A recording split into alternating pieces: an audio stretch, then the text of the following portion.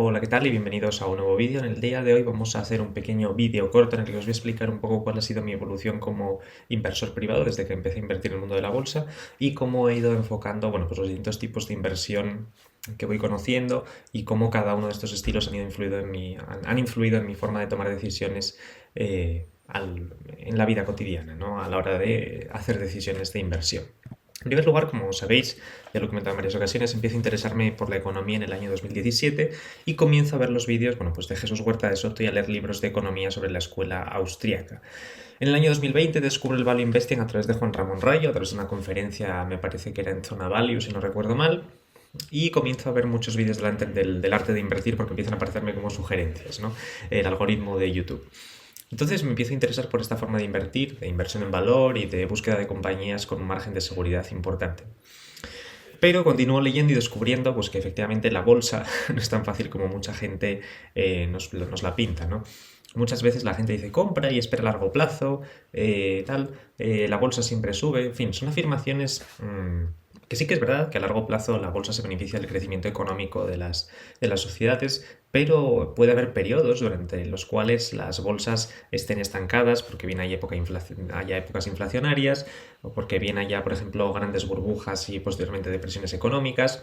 Con lo cual no es tan fácil como parece y no todo el mundo tiene, digámoslo así, la paciencia necesaria para esperar y ver los frutos de la inversión. Más bien creo que la inversión no debe ser tratada como una religión ni como un proceso sectario, sino que los inversores deberíamos estar siempre abiertos a nuevo conocimiento y a entender nuevas formas de aproximarse a las inversiones que puedan enriquecer y potenciar la toma de decisiones en este mundo. Aquí podemos ver un poco la línea temporal de mi carrera, ¿no? Por así decirlo.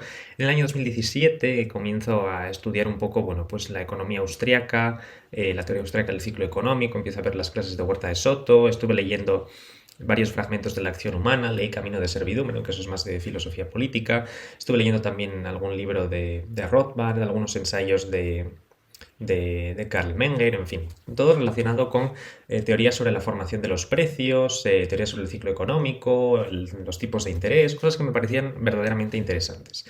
En el año 2020 descubro el Value Investing, es decir, cómo se pueden aplicar todos estos conceptos al mundo de la inversión y para obtener rentabilidades económicas y comienzo a leer libros acerca de la inversión en valor. Motivado, bueno, pues por esto me lanzo a la piscina, ¿no? Y la primera empresa en la que invierto es en Berkshire Hathaway, que lógicamente todavía tengo, y posteriormente pues comienzo a leer sobre otras filosofías de inversión como el growth, el momentum, la inversión en calidad, en fin, muchos tipos de inversiones. En 2021 abro mi canal de YouTube pues, para compartir información de los mercados y de las bolsas, tesis de inversión de compañías, cuestiones de actualidad.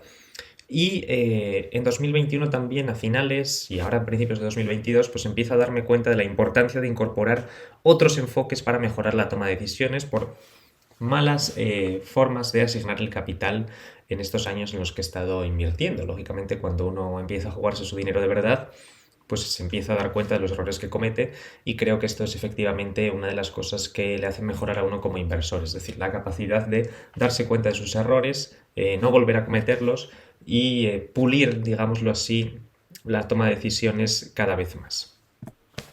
En primer lugar, la primera filosofía de inversión que yo estudié fue el Value Investing, que yo creo que es en la que la gran mayoría nos hemos iniciado, que básicamente parte de la idea de que en ciertos momentos, por irracionalidades del mercado, que posteriormente veremos que el mercado no es tan irracional como parece, existe una diferencia digámoslo así, una especie de discrepancia entre precio y valor de una compañía. El precio es cómo cotiza en el mercado y el valor es los flujos de caja futuros que va a generar la compañía descontados y traídos a valor presente. Entonces, si existe una discrepancia importante entre el valor intrínseco de la compañía y el precio en el que cotiza, cuando por ejemplo el precio es más bajo que el valor intrínseco, pues habría una oportunidad de hacer ese arbitraje precio-valor y aprovecharse de esa discrepancia, comprar cuando está barata y vender cuando alcanza ese valor intrínseco. Esa es la filosofía un poco del value investing. Claro, en este concepto pues aparecen muchos conceptos bastante ambiguos, pues como el margen de seguridad y qué margen de seguridad es el adecuado para realizar compras, en fin. Posteriormente me fui dando cuenta que aunque la filosofía parecía interesante, era bastante complicada porque siempre dependía de muchos inputs, tal y como veremos a continuación, y era difícil, digámoslo así, hacer correctamente siempre estos arbitrajes entre precio y valor. Las limitaciones que yo le veo a la inversión en valor son las siguientes. En primer lugar, y una que es clara, yo creo que esto es así, la dificultad para determinar correctamente el valor intrínseco. Es decir, entran muchas variables en juego como el incremento de ventas, los márgenes operativos que va a tener la compañía, la conversión de flujos de caja de la compañía a flujo de caja libre, la tasa de descuento, en fin, son muchísimos inputs y cualquier modificación pequeña de los valores de entrada de ese modelo produce un valor totalmente distinto en la salida, con lo cual esa es una de las limitaciones que yo le veo a este tipo de aproximación a inversión. Y esto es también una especie de crítica al modelo de valoración que se utiliza. Luego también la existencia de las trampas de valor, es decir, algunas empresas pueden estar baratas por ser malos negocios o estar en decadencia. Compañías, por ejemplo, como Telefónica o AT&T llevan años baratas, entre 10 y 15 veces beneficios, y han sido negocios que han estado constantemente destruyendo valor, con lo cual puede que a veces nos encontremos entre trampas de valor y eso sea un problema que nos haga tomar malas decisiones de inversión. En general es importante también tener en cuenta que lo que está barato puede estar todavía más barato y no por eso pues no tenemos que, digámoslo así, justificar todas las decisiones de inversión porque algo esté barato o no. Esa es una de las principales limitaciones que yo le veo a la inversión en valor. Otra de las filosofías con las que me encontré en el camino posteriormente es el quality investing o la inversión en calidad, representado fundamentalmente por personas como Terry Smith y Peter Saylor. Es otro de los estilos dominantes en la comunidad financiera de Twitter que ha ganado pues, bastante fuerza recientemente y es lo que se conoce como inversión en calidad. Los pilares de la inversión en calidad consisten en básicamente fijarse en buenos negocios que se definen como siguen. Empresas capaces de reinvertir a altas tasas el flujo de caja libre que generan, es decir, que tengan altos retornos sobre el capital invertido y que tengan también una alta capacidad de reinversión, con lo cual el crecimiento que se produce es elevado. Empresas que tengan poder de fijación de precios, eso se traduce en altos márgenes brutos. Empresas poco intensas en capital, es decir, con poco CAPEX en relación con las ventas o el flujo de caja operativo que están generando. Empresas con poca deuda para evitar entrar en empresas que puedan tener que hacer frente a dificultades económicas por el repago de la deuda y empresas en las que el equipo gestor pueda ser una entidad confiable y que tenga sobre todo bastantes incentivos para seguir haciendo las cosas bien, como pues un salario pequeño y un patrimonio importante en acciones, por ejemplo. Estos serían un poco los puntos que resumen brevemente, muy brevemente, la filosofía de inversión en calidad.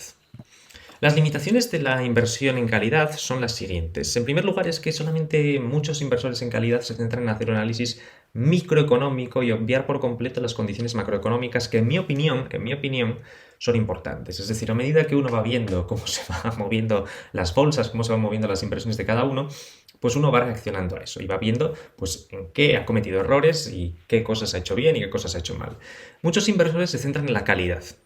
Y esto es algo que mucha gente lo hace. Dicen primero calidad y luego precio. Vale, está bien, pero el precio para mí es un factor clave a la hora de determinar la rentabilidad de un inversor. Muchas personas se ve que consideran razonable comprar a 25 veces, 30 veces beneficios, cuando, por ejemplo, muchos de los managements de compañías existentes, si uno se lee las conference call, evitan pagar siempre en transacciones privadas o incluso en compra de compañías en bolsa, por encima, intentan buscar siempre precios por debajo de 15 veces beneficios. Nunca suelen ir a precios mayores de 15 veces beneficios porque son transacciones muy arriesgadas. Por tanto, esto nos está diciendo una cosa, que aunque los inversores estén dispuestos a comprar a precios elevados, los management de las compañías, que hacen muchos deals a diario, mensualmente, compran muchas compañías, siempre intentan evitar pagar por encima de 15 veces beneficios. Incluso en negocios de software de nicho, como por ejemplo los que se dedicaban a adquirir Constellation Software, siempre evitaban pagar por encima de 5 veces ventas. Con lo cual,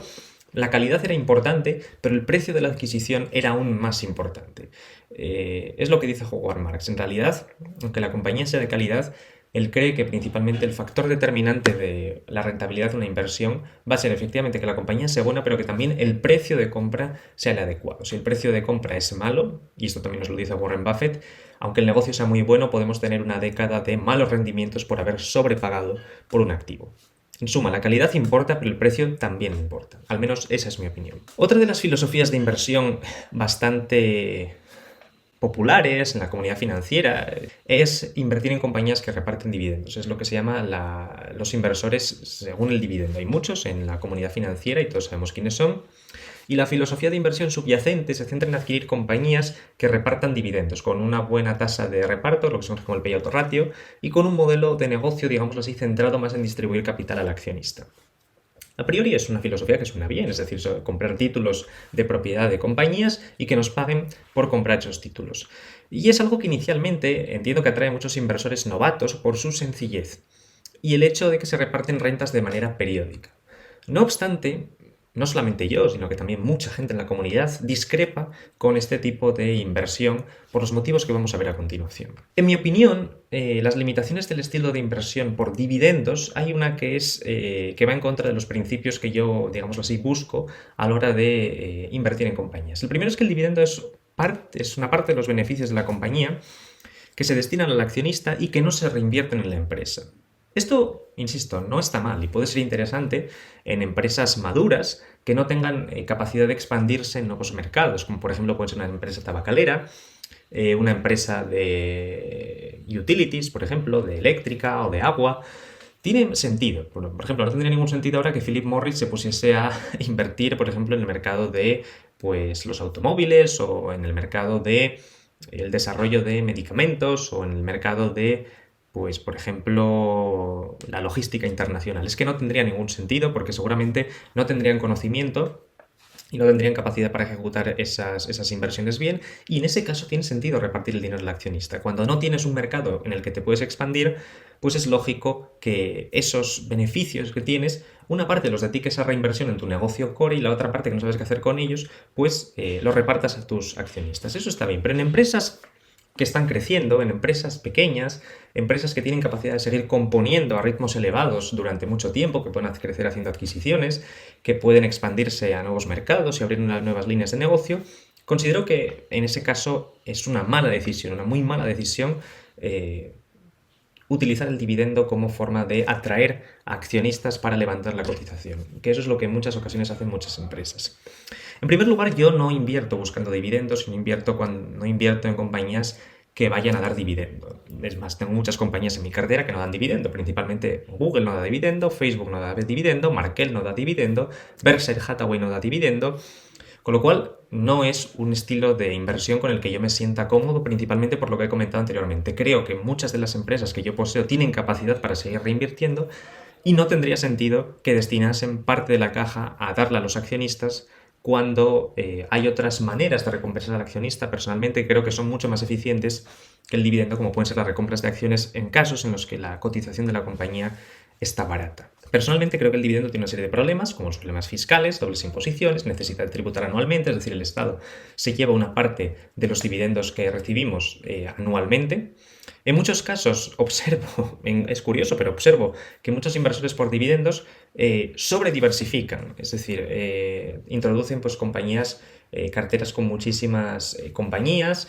He visto casos, bueno, pues en Twitter con, bueno, pues gente con más de 30 compañías en cartera.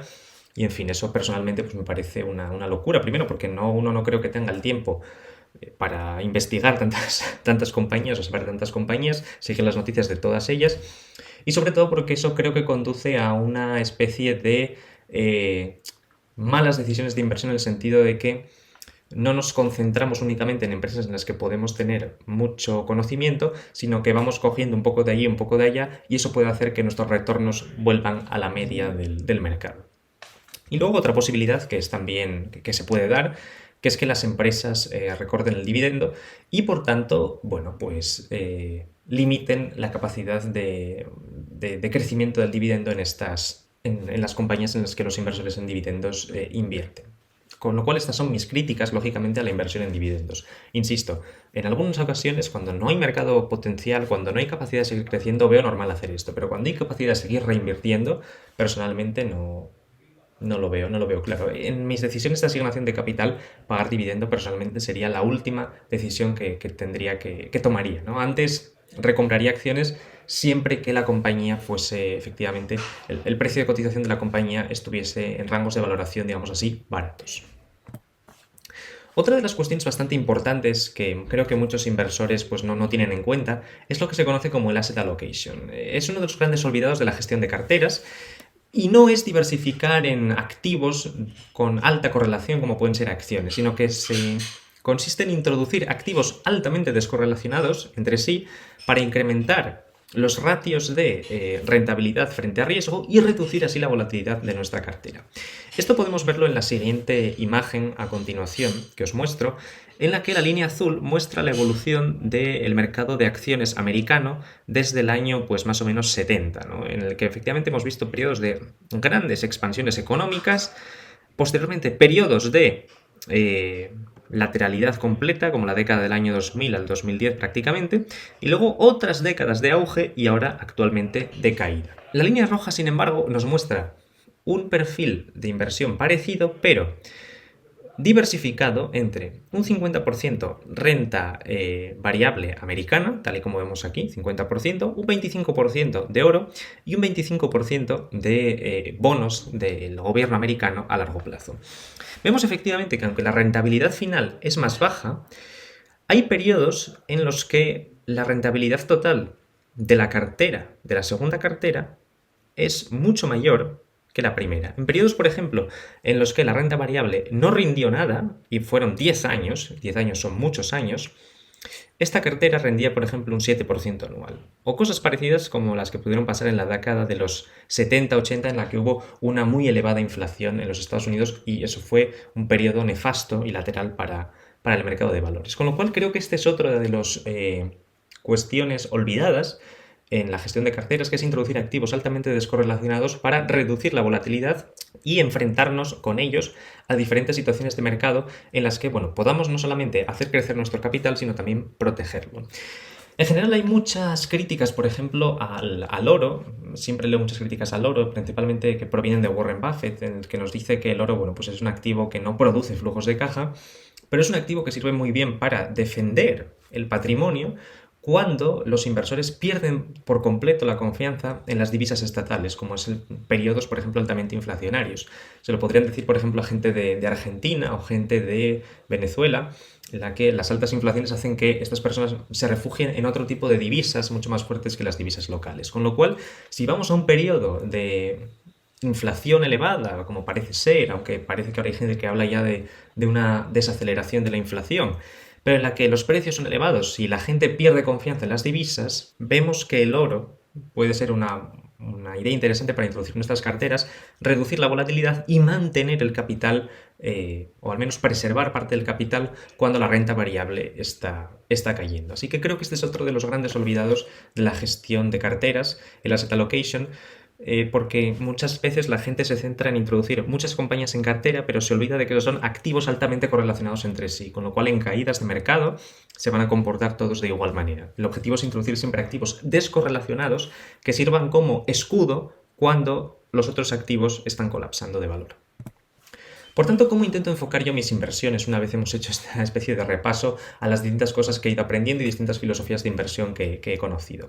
Bueno, personalmente creo que todo inversor debe buscar dos elementos clave en sus inversiones. En primer lugar, hacer crecer el capital invertido, es decir, hacer crecer el capital que uno tiene invertido. ¿Y cómo? Invirtiendo, bueno, pues personalmente en buenas compañías que se beneficien del crecimiento económico. Creo que esto se consigue haciendo un filtro, pues a través de análisis fundamental, viendo compañías con alto poder de fijación de precios, altas tasas de retorno sobre el capital invertido, etcétera, etcétera. Y luego también creo que otra faceta muy importante de la que muchas veces nos olvidamos es la necesidad de preservar el capital y de evitar pérdidas permanentes de este.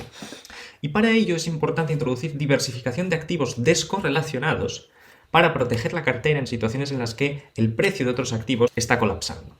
Como por ejemplo podría ser actualmente una situación en la que tanto el oro está cayendo, los bonos está cayendo, la renta variable está cayendo, el único activo que se está comportando bien en esta situación es el efectivo. Con lo cual es importante hacer una gestión de todos esos activos descorrelacionados para mantener una cartera fuerte que aguante en periodos de caídas. Personalmente creo que la macroeconomía es importante. Esta es una de las cosas que he visto muchas veces en Twitter, en el que se dice de olvidarnos del ruido macroeconómico, olvidarnos de todas esas cuestiones relacionadas con los ciclos económicos, con la evolución de la tasa de desempleo, el nivel de crecimiento del PIB. Creo que esto no puede ser más falso.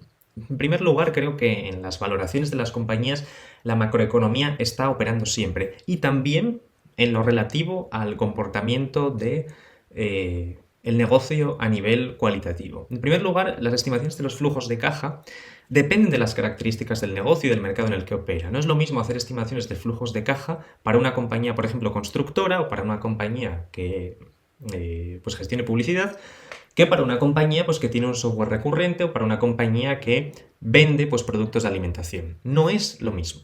No es lo mismo. Y por tanto eso depende de la naturaleza del mercado en la que opera. Y eso depende de la ciclicidad de ese mercado y de cómo responde ese mercado a los ciclos económicos. Lógicamente, todos los mercados están expuestos a los ciclos de auge y depresión que todos conocemos. Y hay muchas empresas que dependen de variables macroeconómicas como el nivel de consumo, la tasa de desempleo o incluso de la fortaleza de una divisa. Con lo cual existen también este tipo de variables que afectan directamente a los flujos de caja de la compañía y que están muy relacionadas con la macroeconomía. Por lo tanto, personalmente creo que un buen análisis ha de incorporar todos estos factores. Yo anteriormente era uno de los que decía que no había que prestar atención al ruido macroeconómico, que, en fin, los buenos negocios sobreviven. Sí sobreviven, pero están afectados también por la naturaleza de los ciclos y es algo que no podemos obviar en nuestros análisis. Otro de los elementos clave es la tasa de descuento, que es una cantidad que depende de variables muy ligadas al ciclo económico, como por ejemplo los tipos de interés de los bonos americanos, que claramente son un ejemplo o una de las manifestaciones que indica si estamos en periodos de expansión o en periodos de contracción. Y también afectan, por ejemplo, directamente a las valoraciones. Cuando los bonos, digámoslo así, el tipo de interés de los bonos baja mucho, las valoraciones se disparan. ¿Por qué? Porque esto es equivalente a que la renta fija esté muy cara. Con lo cual no hay la gente busca alternativas a la renta fija. ¿Dónde? La renta variable, con lo cual los precios de la renta variable se disparan, que es lo que vimos en el año 2020. Con lo cual, esto de la macroeconomía también es muy importante en todas estas situaciones. Así que a modo de conclusión podemos extraer los siguientes puntos. Personalmente creo que hay que huir de los fundamentalismos y adoptar una visión amplia y global de los mercados. Esto permite obtener mejores rendimientos a largo plazo. Por ejemplo, uno de los inversores, que muchas veces la gente no presta atención, que es Stanley Druckenmiller, tiene una visión de los negocios a nivel particular, pero también tiene una visión macroeconómica y global. Y eso le ha permitido tener rentabilidades positivas durante muchísimos años. También tenemos que adoptar un enfoque que combine el análisis de las compañías con los ciclos económicos, muy importantes en el desempeño de los negocios. Hay que ser muy sensibles a las valoraciones y entender que la macroeconomía juega un papel muy importante en ellas. Los diferentes ciclos macroeconómicos van a determinar si la bolsa puede estar más cara o más barata. Si nos vamos a un periodo de tipos de interés altos, la bolsa estará barata y la tendremos barata durante mucho tiempo. Y si los tipos de interés se van a niveles muy bajos, la bolsa podrá estar cara, como es lo que ocurrió precisamente en estos 2 años anteriores. Y luego también entender muy bien la importancia del asset allocation para defender carteras en épocas complicadas, como por ejemplo la década de 2000 a 2010, en la que la renta variable no hizo absolutamente nada y la cartera que exponíamos anteriormente de 50% renta variable, 25% oro, 25% renta fija de bonos americanos, lo hizo bastante bien. Entonces, bueno, espero que os haya gustado el vídeo, espero que os haya parecido interesante ver la evolución personal como inversor y ya sabéis, si os ha gustado pues os podéis dejar un like, suscribíos y activad el botón de notificaciones y ya nos vemos en el próximo vídeo. Hasta la próxima, chao.